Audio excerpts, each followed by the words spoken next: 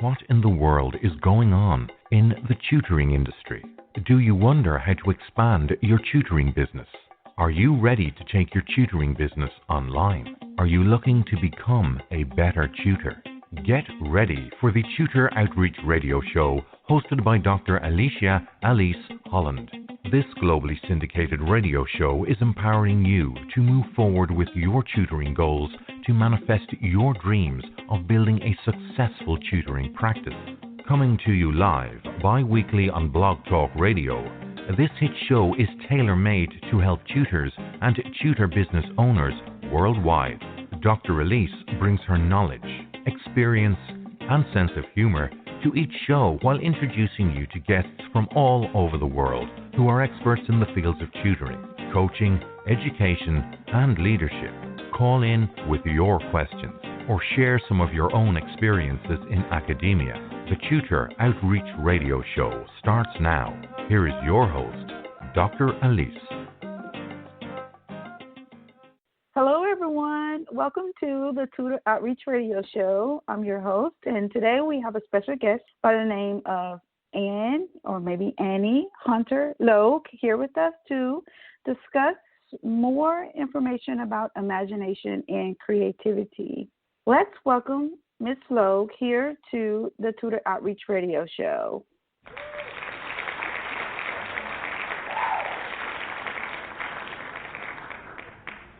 Hello. Hi, Elise. How are you? It's so nice to talk to you. Likewise.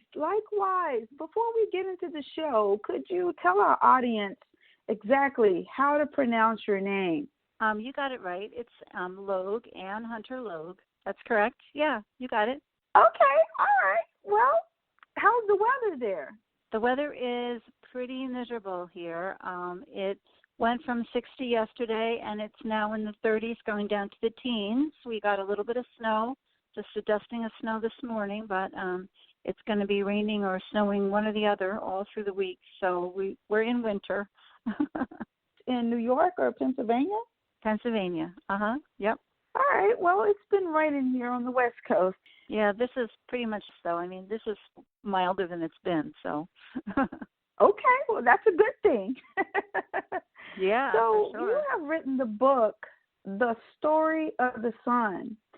In your own words, why are imagination and creativity important? Well, I think to me, and this story being kind of an example of that, this book was written quite a long time ago when I was 20, and to me, it was the story of my concept of the world and how it worked. And I put it down on paper, and here it is many years later, and it's still true for me, and it's still been like part of my life path. So like the creativity, your imagination, that really is part of your guidance system. It's part of the way that lights the path for you going forward. And when you're free to create, you really can open up a lot of different aspects of yourself that are really precious and really valuable to share with other people. So I consider them to be very, very important and integral parts of our personalities. So when you mention guidance system, is that the same thing as intuition? Yeah, it's exactly the same. I mean, like when, like if you're talking in a spiritual sense, then people that are intuitives, and I consider myself to be an intuitive to some degree as well, but I mean, obviously, we try to hone that system of how do we listen, how do we receive messages and receive answers to questions that we have as far as what direction to take with our life and what to pursue and, those kind of things. And a lot of times I feel that creativity is part of that answering process. So a lot of times when I listen to music, I get a lot of inspiration, and I think that's another avenue. I mean, so that's a creative outlet that people have, and they, when they surround themselves with good music, then a lot of times ideas will flow and they'll be stimulated to create, things. So, we get our messages in all different ways, and all of us are different. Some of us get our messages, like from hearing them. Some of us see things that, prompt us, and some of us are kinesthetic, which means we feel them through our bodies. So the different ways that we receive messages, they're all as individual as we are, and just trying to develop those skills really is valuable as you move through your life. Thank you so much for sharing that, because sometimes, especially through the schooling process, we focus a lot on the left brain type of activities, and a lot of people are beginning to recognize that part of critical thinking also involves creative thinking. So thank you so much for sharing that with us. But I also want to say, for people that are, artistic, which I consider myself to be artistic, my grandmother was an artist, and she went to school in Philadelphia with Maxfield Parrish, which is a fairly well-known artist. I never really considered myself to be much of a mathematician or a scientist, but as my path has developed and I've become interested in healing and healing arts, and started to investigate quantum physics and those kind of things, you realize that art and creativity is not limited to artists per se. We're all creative individuals. So scientists also are creative, and the way that they think and the way that they develop theories of, for instance, wasn't it a creative thing to think that maybe the earth was round instead of flat? Obviously somebody had to think outside the box. Somebody had to have some kind of creative imagination to say, well, maybe that isn't really the case. And all of the theories and concepts that we now take for granted, they were at one time, laughed at and considered to be ridiculous until they finally gained acceptance. And then, as time goes on, you look at technology and you look at how that's developed. That's all creativity as well. So creativity is not limited to people that are artistic per se, as artists or sculptors or musicians. It's scientists, it's mathematicians, it's people that are able to use their intellectual skills to, develop concepts and ideas. So it's really something that all of us share. I love it. It is a part of critical thinking. Thank you so much. So you had mentioned that you had already written a book back in your 20s. So you may have already answered this question. What was the inspiration for you to write your book? I think there were a lot of different elements that came together. I think a lot of it was just being 20 and looking for answers to questions that I had. So I was 18 when my father passed away, and I was in college. And, that's a time where you're trying to evaluate things and make decisions for yourself. So that was really like the bottom falling out for me. And so I found myself in a situation where there were a lot of artists and musicians and sculptors and people like that. And so that was a situation, and actually people that were investigating spiritual truths at that time. And that was an environment that really stimulated me to develop some of my creativity. And that's when this book was written. It was written more as a kind of a poem than it was as a story at the time. And I wrote quite a lot of poetry at that time. But it was a way of me expressing what I thought, like how the world worked. And so it was an outlet. It was a way of expressing emotion. I think a lot of times, especially when you listen to rock songs, like pop songs, people are expressing life situations that they've gone through. Sometimes they're good, sometimes they're bad. Like it's a way of getting that feeling out so that you can deal with it and kind of look at it from a different perspective. So that's really what this was for me as well. Okay. So in your book, The Story of the Sun, who was this book written for, and why did you choose this specific age group or specific audience? So I think, again, because it was written when I was so young, I had no idea that it would ever be published. It wasn't like I was writing it for an audience. I was writing it as an expression of my feelings, and I really wasn't writing it to be speaking to anyone in particular. I mean, I was 20. I didn't have any children, so it certainly wasn't directed to a child of mine. It was really just my voice that I was trying to develop and understand and hone. And so it really wasn't directed towards any particular audience. The book, however, it's presented in quite a simple terms, and therefore I think it does appeal to a younger audience, but it's kind of like a book like Gulliver's Travels. I mean, if you're 5 years old, then you enjoy it from that point of view. If you're 30 years old, you enjoy it from that point of view. I mean, it has a message that can be taken on a deeper level if you have the tools to gain that level. So, I mean, it kind of is universal. It's kind of like The Little Prince. You know, if you're a little kid, then it's a cute little story, and if you're an older person, it has a deeper message for you. Okay. So in your book, when I went to read it, there were some things that really caught my eye.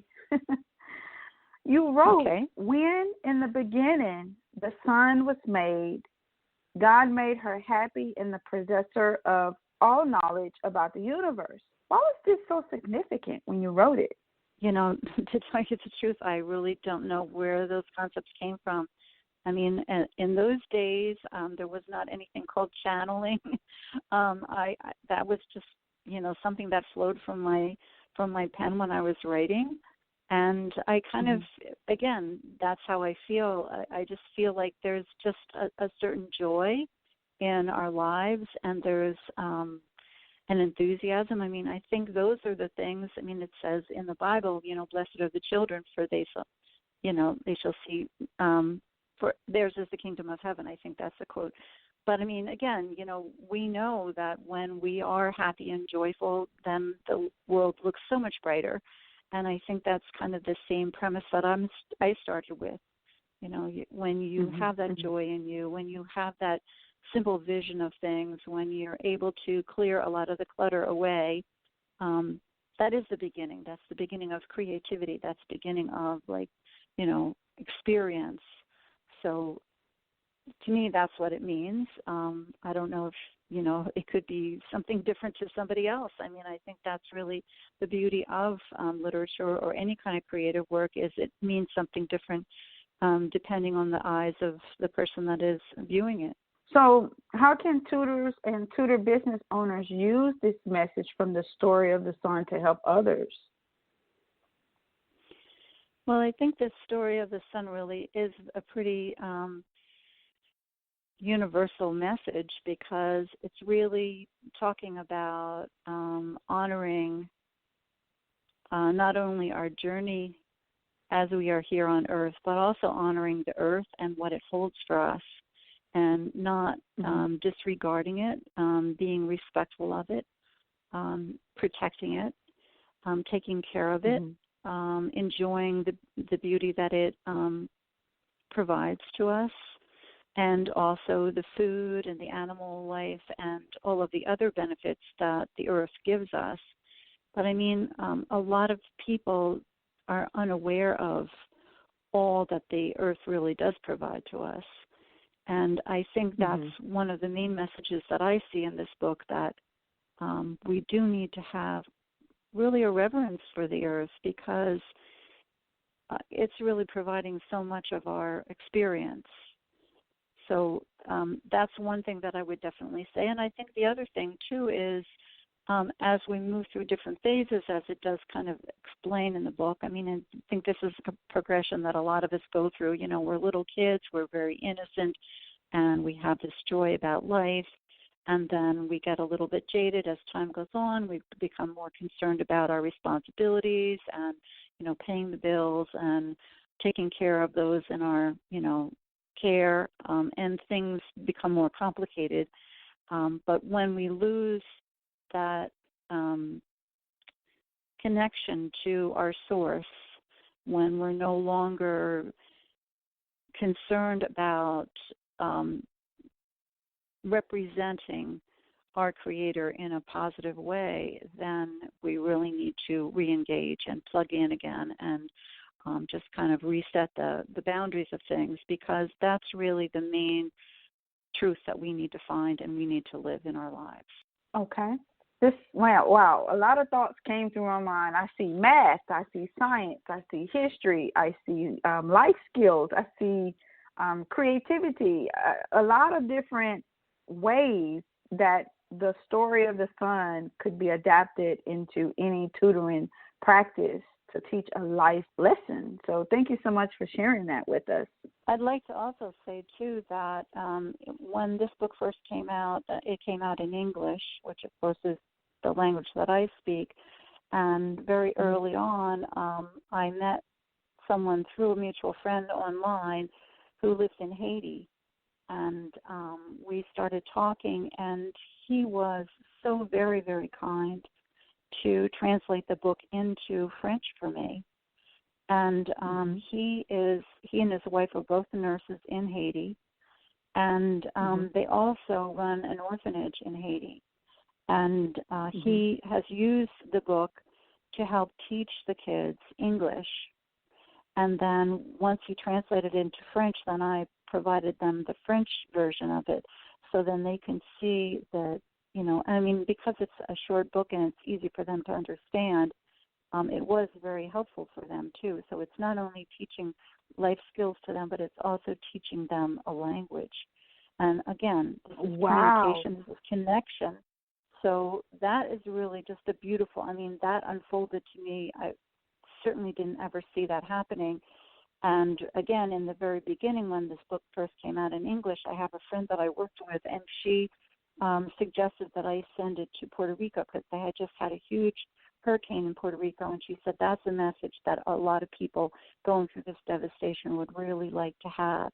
And I found someone whose mother still lived in Puerto Rico, and I did send it over there.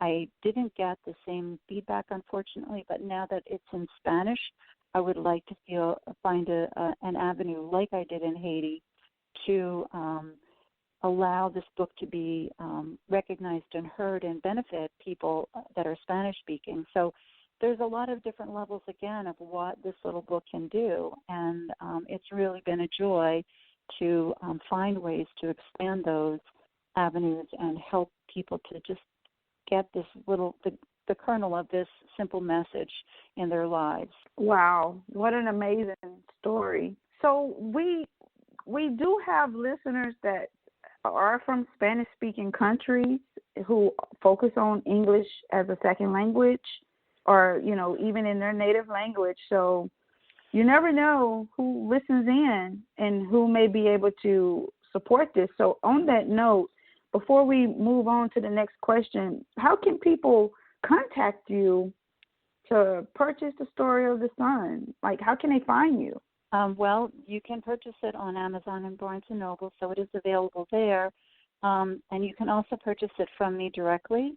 I do have a website. It's www.annehunterlogebooks.com.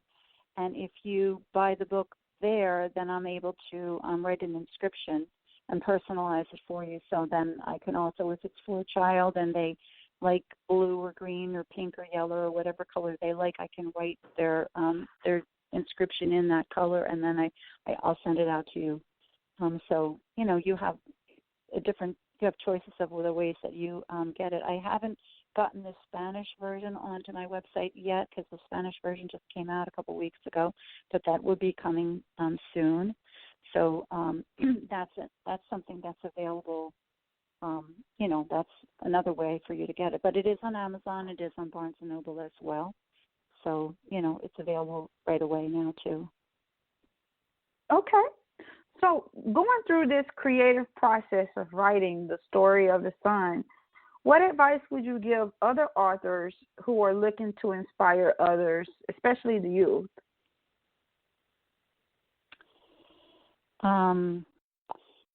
That's a kind of a hard question because I don't feel like I did this especially with intention. Like I didn't sit down to write a book that I was trying to inspire anybody with.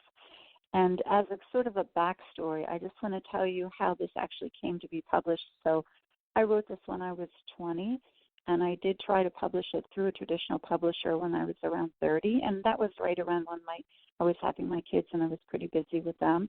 And I think I sent it to Harper and Row and maybe one other publisher, and I got 2 rejections, and I just thought, okay, well, this isn't going to happen.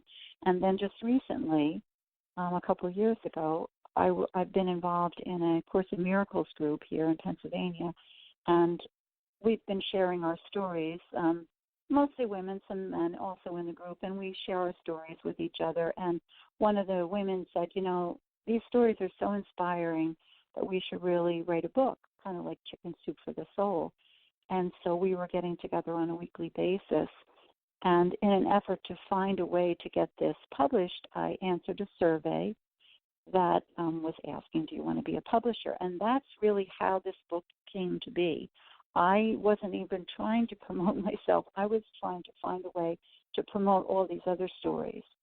So to me, this book, I don't have a means of explaining to somebody how to go about doing it because I really didn't set out to do this. I think it just had a life of its own, and it just needed to be expressed, and so it found its way. And I kind of think that's the way it works. People have asked me, what do you think about this publisher? What do you think about that publisher? I think it's just the same as it is in our lives. The people that we attract to us, they're people that we need to learn lessons from, and they need to learn from us. So those are the people that we surround ourselves with, and that's what comes into our experience.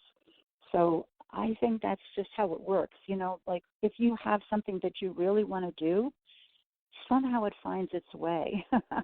And it's beyond explanation. I mean, I know there's life coaches and all kinds of self-help gurus that teach you how to do stuff like that. To me, it's much more organic, and it happens, in the way that works for us. And we're not all meant to be superhighways. Sometimes we're little roads. So, accept your path and do what you're meant to do.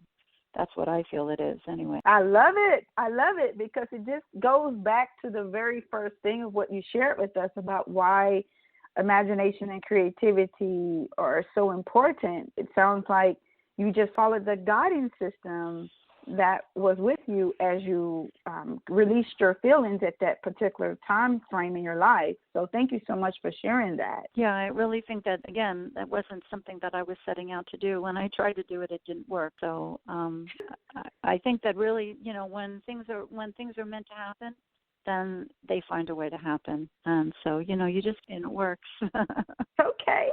So is there anything else you would like to share with us about what you're doing to help others? Do you have any upcoming author book signings or workshops or appearances? What's going on?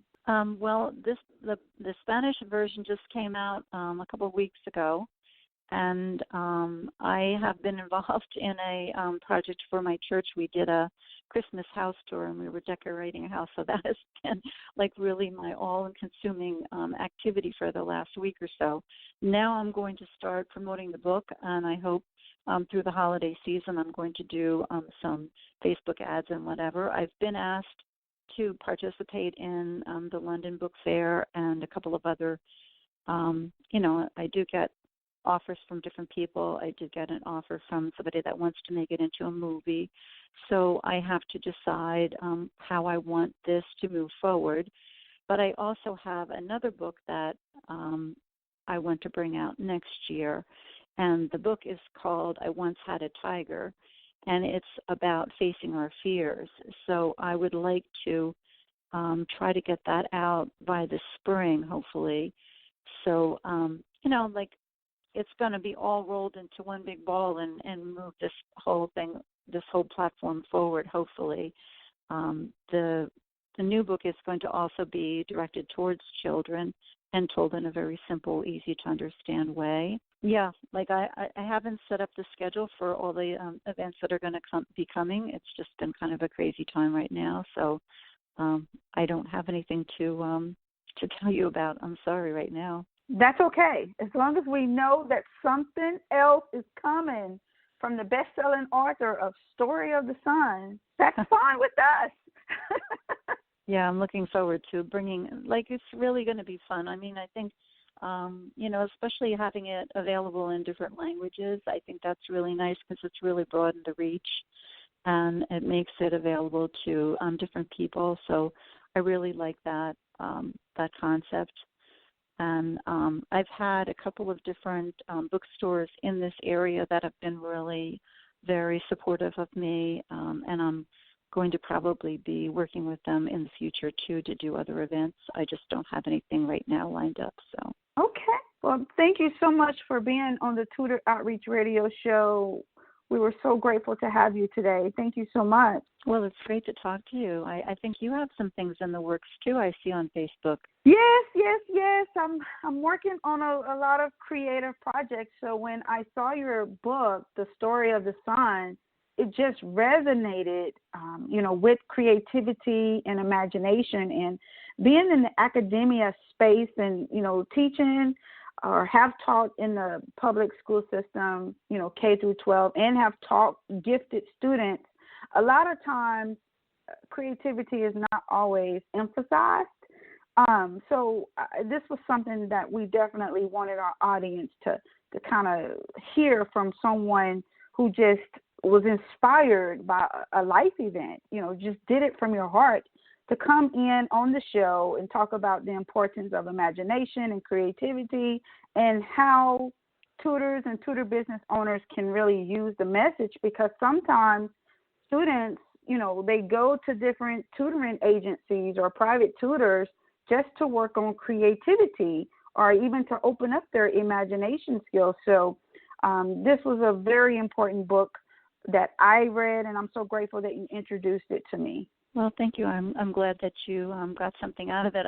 I do have to say, though, and I think this is a field I know, like when we met, we kind of shared some of our similar interests, because I know you're an intuitive, and I have spent a lot of years studying the healing arts.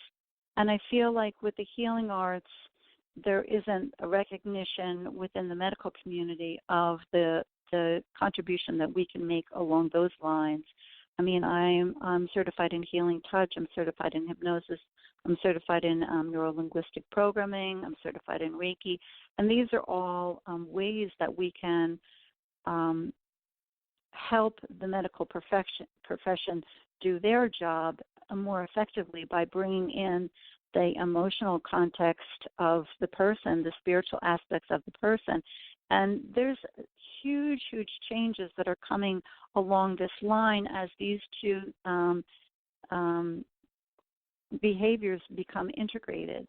These two disciplines become integrated. And I think that is kind of the answer to what you're saying, too, that the creativity a lot of times is not valued.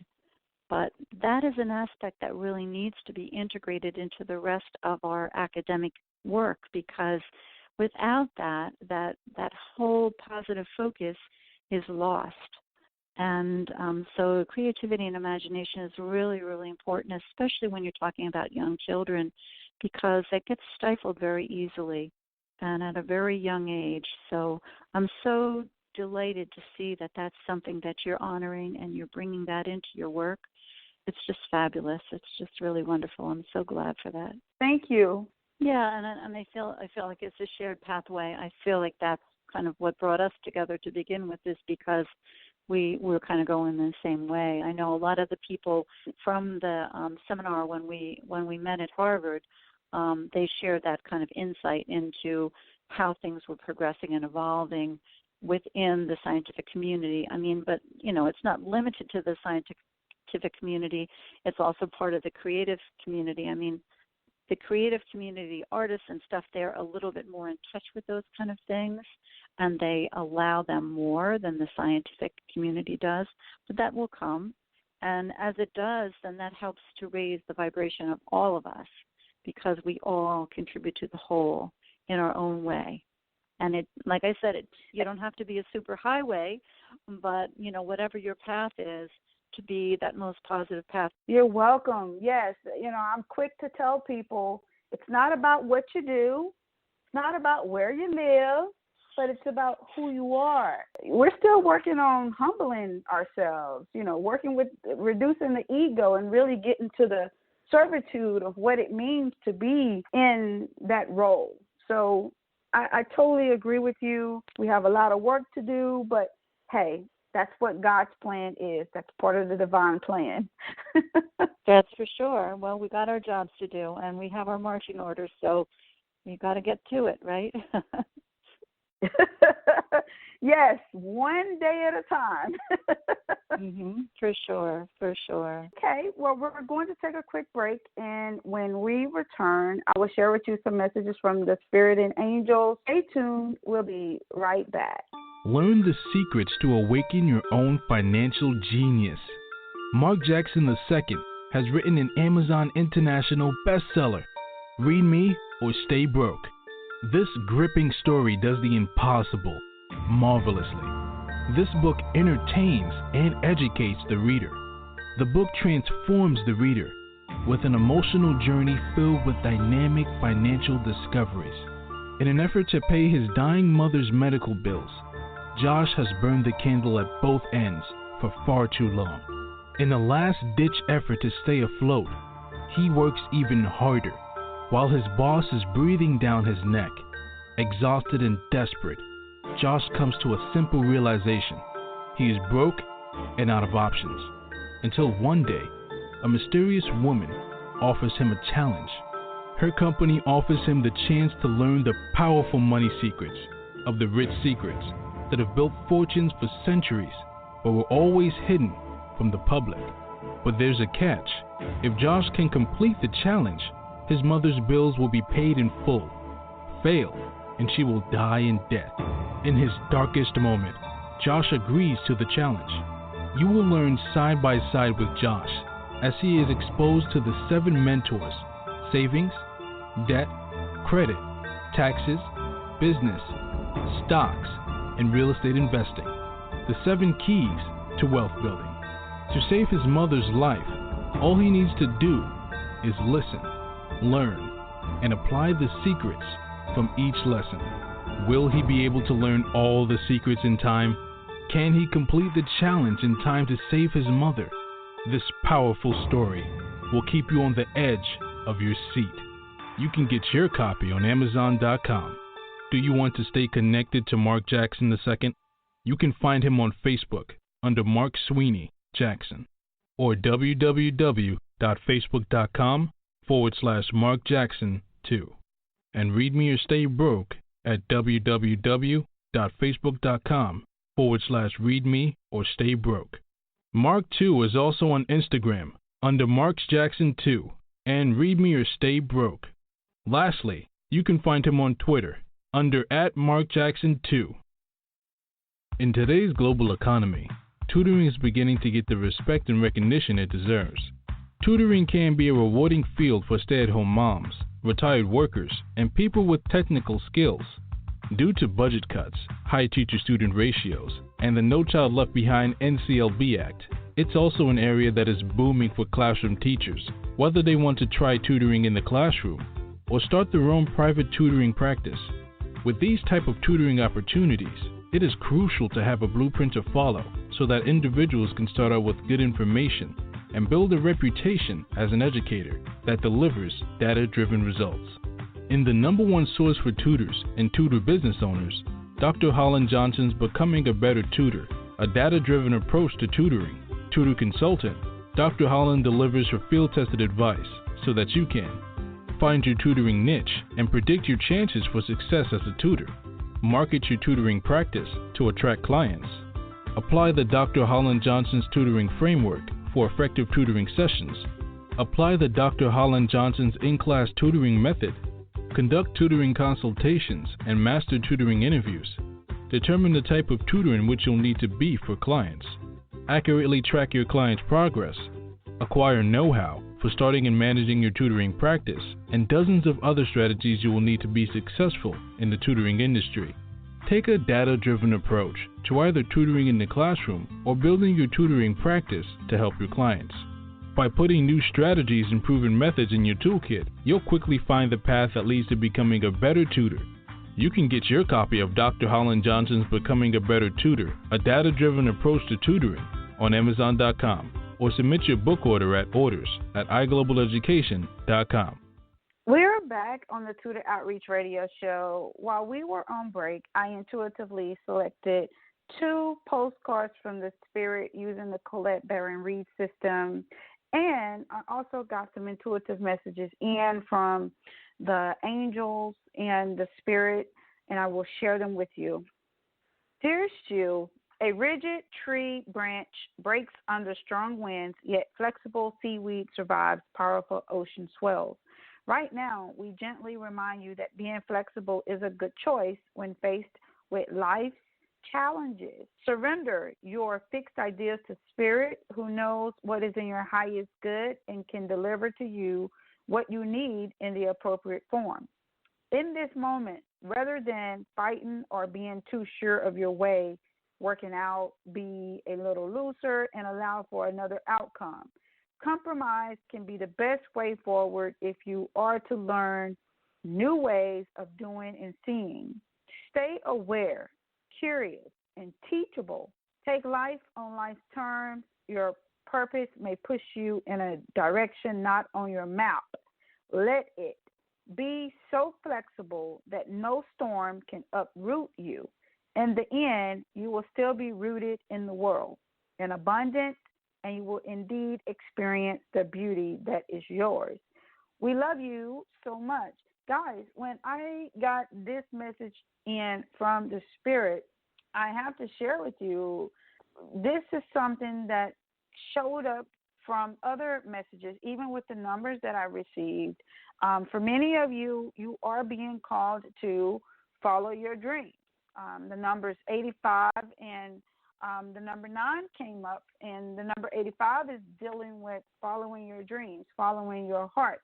It's almost like you have already paid whatever necessary dues to society that you need to do, and now it's your time to have, your own piece of happiness. And how this may look in your life, it may be that, you may have given 10 years, 5 years, or 20 years, 30 years, whatever that number is for you of service. Now it's time for you to kind of look at something that you want to do that may not even be in the direction in which you're going. So I thought I would just share that with you because it's showing up here in the energy as I went into meditation to get some additional insights and messages for you. Okay, so another message came in, and that message is, dearest you, we bet you must be so exhausted some days, giving as much as you do, sharing your energy so beautifully in service to the highest good can leave you feeling depleted like an empty well. If it feels as if there's no more water for you, the good news is we have a plan. Today, go take a relaxing bath, book a massage, read a novel, buy yourself flowers, or plant some in your garden. Make time for self-care, not more work on yourself. By tending to yourself now, you are reminded to do so more often. And be sure to use a word that might have caused you anxiety in the past, but is essential for your well-being now. No. Say it with us. No, thank you. No, I can't. You do not have to explain. Just say no. Gently but firmly. Then go for a soak. Life will wait for you to bring yourself back to center, replenished and ready for more adventure. We love you so much. So again, guys, you're being called to really show some balance in your life. It's time for you to kind of have time for you, especially if you're in a work environment where you're constantly giving and giving and giving, but you're not receiving back. And it's not that you are expecting to receive. It's just the natural flow of, the spiritual law of abundance, It's the energy exchange.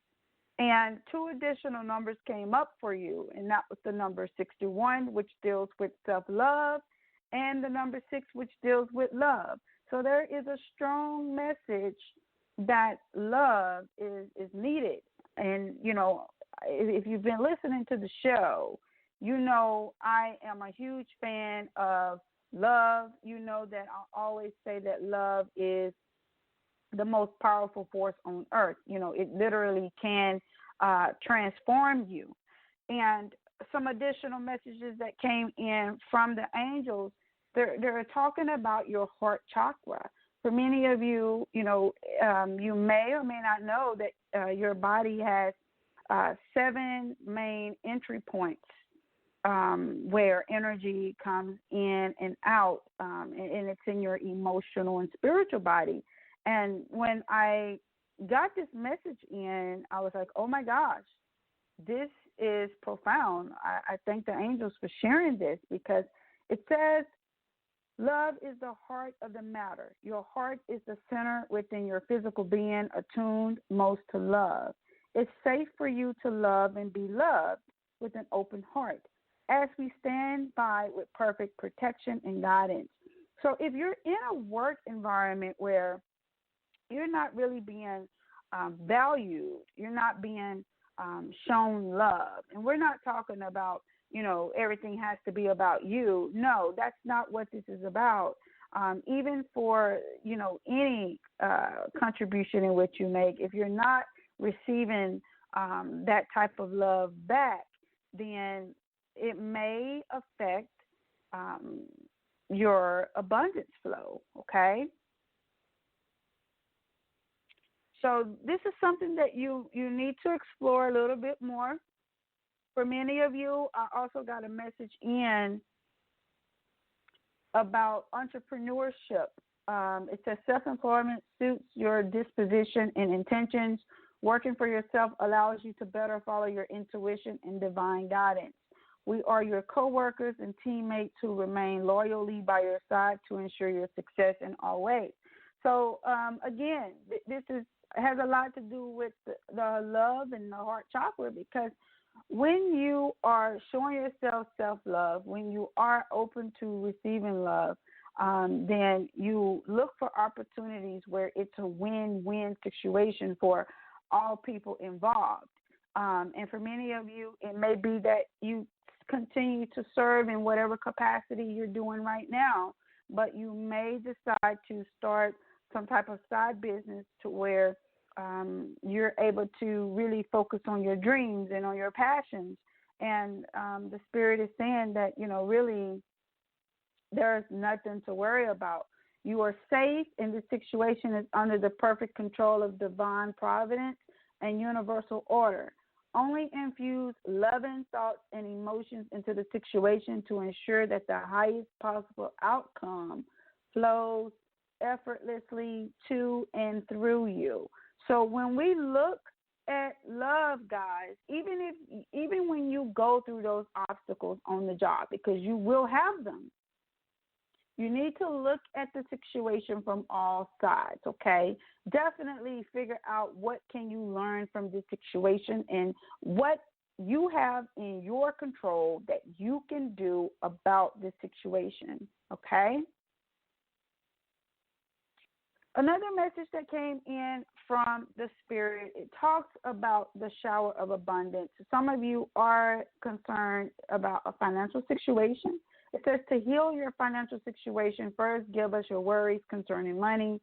We will guide you in order to show you how to create and accept abundance. As we work together, your financial situation will heal as fast as you will allow.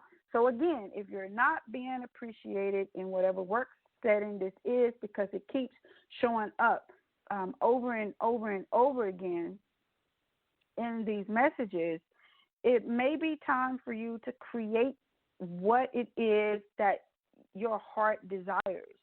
For many of you, you have a desire to creatively express yourself, and that could be in the form of speaking. It could be in the form of writing books. It could be in the form of coaching, tutoring, helping others, or any artistic or creative expression. I even see dance for some people. All of this is shower of abundance. I am working on a resource about money and helping you better understand abundance and prosperity and things of that nature.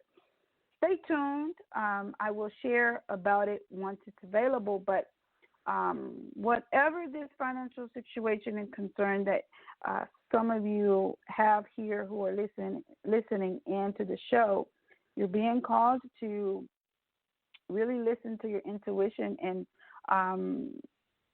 give this to God, because there are ways that I see where you're able to navigate this situation. Sometimes, guys, love can melt away financial situations, even forgiveness, whether it's forgiveness of yourself or forgiveness to other people. Outside of academia, as you know, I am an intuitive life coach, and I have seen lots of miraculous things happen to people who have been in situations regarding their finances, regarding love and work and business. So let me share the last message with you that came in from Archangel Michael. Archangel Michael talks about energy healing work. So here's a prayer that could bless you, as you navigate what it is that you need to do. I always encourage people to connect to God for him or herself. You need both prayer as well as meditation, because prayer is your way of putting in your prayer request, but meditation is quieting of the mind, okay? It doesn't matter what religion or spiritual practice that you have. We are all connected, and it's how the divine, the great spirit, whatever you call it in your life, that's how it communicates to you. So creativity is something that's extremely important. It's important for you to build that time in so you can hear from the spirit on how you need to proceed, and we call that your intuition. Here's the prayer. Thank you for sending healing energy to me and through me for my own blessings and for all those around me. Thank you for connecting me to loving and high integrity healers and teachers of energy healing modalities. So for some of you, you may find out that you need to clear some emotional situations that's going on. So it's coming up here in the insights, and I definitely wanted to make sure that I share that with you. For season 3 of the Tutor Outreach Radio Show, we will be going back to the 4th Tuesdays of the month at 10 a.m. Pacific Standard Time. On the next episode on the Tutor Outreach Radio Show, I will be sharing with you the 2020 State of the Union tutoring industry forecast. Last year, I did it around the holiday season, and this year, I think I want to kind of give it to you at the beginning of the new year. So stay tuned for that information. Thank you so much for tuning in to the show. It was a pleasure having you with us. Have a great week, and I'll see you back here next time. Remember, you are loved, you are valued, and you are competent. You've been listening to the Tutor Outreach Radio Show, hosted by Dr. Alice Holland. This hit show comes to you live every second and fourth Tuesday at 10 a.m. Pacific, 1 p.m. Eastern on Blog Talk Radio. Each show is empowering you to move forward with your tutoring goals to manifest your dreams of building a successful tutoring practice. If you've missed any part of this show or want to find out more about Dr. Holland, visit thetutoroutreach.com. That's thetutoroutreach.com.